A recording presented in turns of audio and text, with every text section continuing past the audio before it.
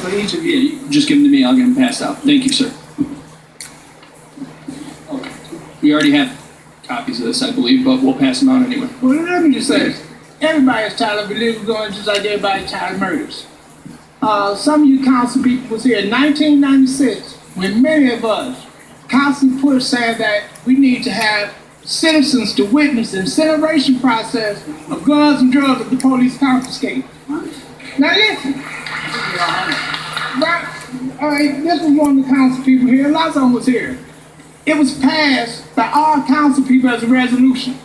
Yet as today, 20 years later, it has not happened. Now I'm saying everybody go on the internet. There's a lot of information to prove that police steal stuff out of the evidence room every day.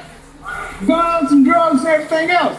I'm saying that if the guns was destroyed, then we would have less murders on the street because we would not have all the guns on the street. It's nobody when this council could tell me how many guns the police have confiscated this year. Nobody knows. None of y'all have seen the guns destroyed. But we have to just take the word of the police. And hey, listen, let's face it, police just like us. You know, everybody in the criminal. Sir, I need you to hold on, sir. Please address the council, Sir, not the I got audience. 2 minutes. I'm addressing the council, but I'm also addressing the people here. You have to address the council, not the Yes, audience, sir. please. I'm simply saying this.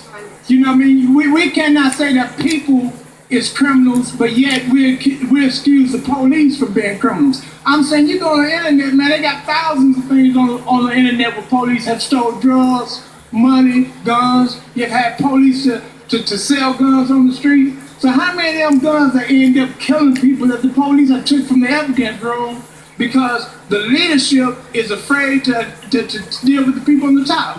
Hey, listen, there's an old slogan, you know, if we cut off the top, then we don't have to worry about the bottom. The only thing we happen to do, we always worry about the bottom and we never get to the top. So I'm saying if we're going to be sincere, about crime and about murder and about guns, then I'm saying let's make a commitment today that the resolution that was passed in 1996 saying that the police department that we should have a citizens group to witness the incineration process of guns and drugs. Let's reintroduce that. Can we do that?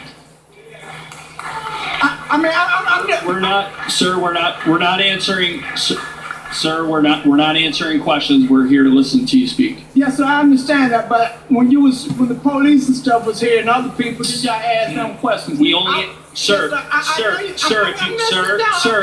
to sit down, sir. Let me sit down, but I don't want you to interrupt my testimony. I want to sit down. Sir, let me answer your question. Yes, sir.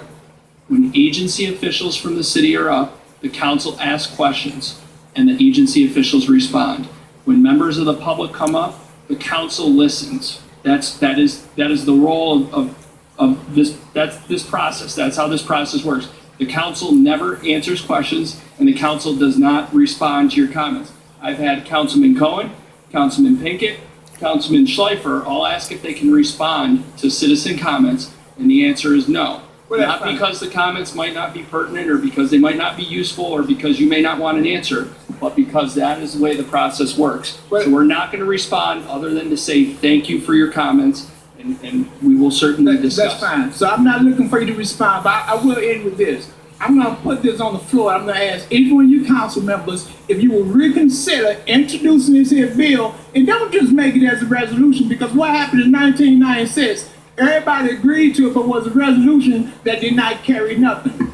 Just a suggestion. So I'm saying make it as a bill to have a citizens group to witness the incineration process of illegal guns and drugs that the police confiscate. And lastly, I say this, when we talk about money, if they would just take some of that confiscated money that the police get and put back into the hurt communities, then we can help to build our communities up. Thank you, sir.